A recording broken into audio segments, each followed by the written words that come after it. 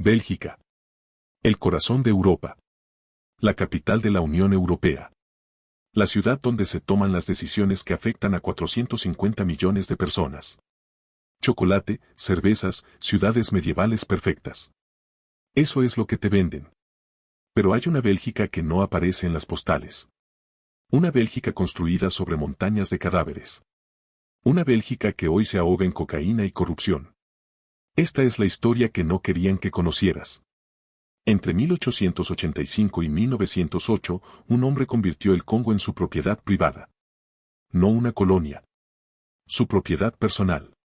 Su nombre, Leopoldo II, rey de Bélgica.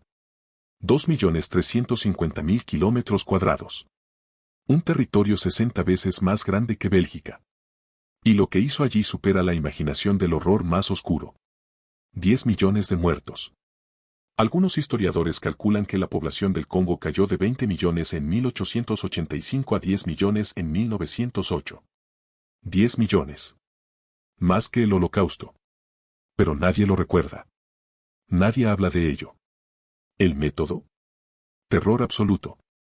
Asesinatos en masa, mutilaciones sistemáticas, el corte de manos a la altura de las muñecas. Las manos cercenadas se volvieron moneda. Los capataces las usaban para probar que habían cumplido las cuotas de caucho. Si no traías suficiente caucho, te cortaban las manos. A tus hijos. A tu esposa. Las manos se apilaban como trofeos. La administración colonial instauró un régimen de terror donde fueron frecuentes los asesinatos en masa y las mutilaciones. Todo para extraer caucho y marfil. Todo para que Leopoldo II se convirtiera en multimillonario. Todo mientras el mundo lo aplaudía como un filántropo humanitario. George Washington Williams, un afroamericano, fue el primero en denunciarlo en 1890. Luego vino el informe Casement en 1904. Más de 150 testimonios confirmaban el uso sistemático de castigos, torturas y ejecuciones. Joseph Conrad escribió El corazón de las tinieblas basándose en lo que vio. Mark Twain lo denunció. Arthur Conan Doyle también. ¿Y qué hizo Bélgica? Nada. Durante décadas, enseñaron a sus niños que Leopoldo II era un héroe. Un civilizador. El rey constructor que llevó el progreso a África. Estatuas de Leopoldo II seguían en pie en Amberes, Bruselas, Ostende. Glorificándolo. Honrándolo. Fue hasta 2020, con las protestas de Black Lives Matter, que algunas estatuas fueron retiradas. Pero el daño ya estaba hecho. Generaciones enteras crecieron sin saber la verdad. Avancemos al presente. Bélgica tiene un nuevo problema. O más bien, es parte de un problema masivo. El puerto de Amberes se ha convertido en la puerta de entrada de cocaína a Europa. En 2024, cerca de 130 personas fueron detenidas por tráfico de drogas en el puerto de Amberes. Suena bien, ¿verdad? Control policial efectivo. Pero aquí está la realidad brutal. Solo entre el 10 y el 20% de la cocaína que entra a ese puerto belga es interceptada. Piénsalo. Si detuvieron 44 toneladas en 2024, significa que entre 220 y 440 toneladas pasaron sin ser detectadas. Directo al corazón de Europa. ¿Cómo llegó Bélgica a esto? El puerto de Amberes es el segundo más grande de Europa. 129 kilómetros cuadrados, más grande que París, maneja más de 12 millones de contenedores al año. Es imposible controlarlo todo. Los cárteles latinoamericanos lo saben. Ocultan cocaína en contenedores de fruta tropical como bananas y piñas, en troncos de madera, incluso impregnada en ropa. Los productos perecederos son perfectos porque requieren almacenamiento en frío, lo que limita la inspección. Pero lo peor no es la droga que entra. Es la violencia que trajo consigo. En 2023, una niña de 11 años fue asesinada en un tiroteo relacionado con el narcotráfico. 11 años. Asesinada en las calles de Bélgica por bandas que pelean por el control del mercado europeo. Entre 2022 y 2025, la Policía Federal registró más de 400 incidentes relacionados con explosivos y tiroteos. 400. En el corazón civilizado de Europa. Los cárteles reclutan adolescentes belgas como extractores. En 2025 se detuvo a 31 menores, cerca del doble frente a 16 detenidos en 2024. Niños. Adolescentes que se cuelan en los contenedores para recuperar la cocaína antes de la inspección. ¿Y la respuesta del gobierno? En septiembre de 2023, el ministro de Justicia, Vincent Van Quickenborne, fue víctima de un complot para ser secuestrado. El ministro de Justicia. Casi secuestrado por los narcos. Eso te dice el nivel de infiltración. Pero si crees que el narcotráfico es el único problema, déjame presentarte el Qatargate. El escándalo de corrupción más grande en la historia del Parlamento Europeo. 9 de diciembre de 2022. La policía belga realizó 20 redadas en 19 direcciones diferentes en Bruselas. Lo que encontraron fue cinematográfico. 700.000 euros en efectivo en casa de un ex eurodiputado italiano, Pier Antonio Panzeri. El padre de la eurodiputada Eva Kaili fue arrestado saliendo de un hotel de Bruselas con maletas llenas de dinero. La trama era simple pero devastadora. Qatar y Marruecos pagaban sobornos a eurodiputados y asistentes parlamentarios para que influyeran en decisiones del Parlamento Europeo. Más de 60 eurodiputados estaban en el punto de mira de la investigación. 60. Eva Kaili, vicepresidenta del Parlamento Europeo, fue arrestada.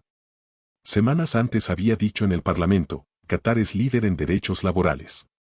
Los europeos no tienen derecho a sermonear a Qatar. Ahora sabemos por qué.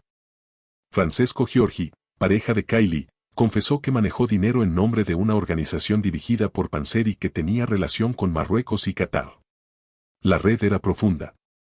Involucraba a ONGs, lobistas, familias enteras. ¿Y 3 años después? Muchas de las reformas prometidas han desaparecido, han quedado diluidas o están pendientes de implementación. El órgano ético creado para prevenir esto aún no está ratificado por todas las instituciones. Bélgica, el lugar donde se supone que se protege la democracia europea, es donde la democracia se vende al mejor postor. Agosto de 1996. Un nombre paraliza Europa, Marc Dutroux. El pedófilo más infame del continente. Su caso no es solo la historia de un monstruo. Es la historia de un sistema que miró hacia otro lado. Entre 1995 y 1996, Dutroux secuestró a 6 niñas entre 8 y 19 años. 4 murieron. Las mantuvo en una celda que él mismo construyó en el sótano de su casa. Una mazmorra de horror diseñada para el abuso sistemático. Julie Lejeune y Melissa Russo tenían 8 años. 8. Dutroux las encerró y luego fue arrestado por robo de autos. Permaneció en prisión 4 meses. Cuando salió, las niñas ya habían muerto de hambre. Su esposa Michelle Martín sabía que estaban ahí. Vivía en la misma casa. Pero nunca bajó a darles de comer. Declaró que tenía miedo de lo que haría su marido. Las niñas murieron de inanición mientras ella dormía arriba. Cuando finalmente arrestaron a Dutroux en agosto de 1996, encontraron a 2 sobrevivientes, Sabine Dardenne de 12 años y Laetitia Deles de 14. En el juicio, Sabine lo miró y preguntó, ¿por qué no me mataste? Dutroux no respondió. Pero aquí viene lo oscuro. Lo verdaderamente perturbador. Dutroux insistió durante todo el proceso que no actuaba solo. Que formaba parte de una red de pedofilia con figuras poderosas. Políticos, magistrados, personas protegidas. El juez Jean-Marc Connerotte, encargado de la investigación inicial, rompió a llorar frente a las cámaras. Dijo que nunca en su carrera había sufrido tanta presión. Que lo amenazaron. Que contrataron sicarios para asesinarlo a él y a otros jueces. Connerotte declaró que la investigación estaba siendo obstaculizada. Que el gobierno protegía a varios sospechosos. Fue destituido del caso por participar en una recaudación de fondos para las familias de las víctimas. Su destitución desencadenó la Marcha Blanca. 300.000 personas salieron a las calles de Bruselas. La manifestación más grande en la historia de Bélgica. Exigían verdad. Exigían justicia. Nunca la obtuvieron. La investigación oficial concluyó que Dutroux actuó solo o con pequeños cómplices. No encontraron evidencia de la red que él mencionaba. Pero los testigos X hablaron de fiestas con menores, de filmaciones secretas, de chantaje sistemático. Una testigo, Regina Love, identificó a Michel Nioul, un hombre arrestado en el caso, como participante de esas redes. Su testimonio fue desacreditado. Filtrado a la prensa. Destruido públicamente. Marc Dutroux sigue vivo. Cumple cadena perpetua en confinamiento solitario. Una luz se enciende cada 7 minutos en su celda para verificar que esté ahí. Ha pedido libertad condicional múltiples veces. Los padres de las víctimas dicen que nunca. Que perdonarlo está fuera de discusión. Y Bélgica sigue sin responder la pregunta que más importa: ¿había realmente una red? ¿O simplemente es más cómodo creer que fue un monstruo solitario? Y ahora hablemos de la mentira más grande que Bélgica vende al mundo, que es un país unido. No lo es. Nunca lo ha sido. Y cada día que pasa está más cerca de romperse para siempre.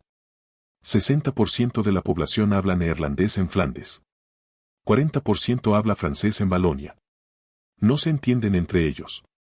No comparten medios de comunicación.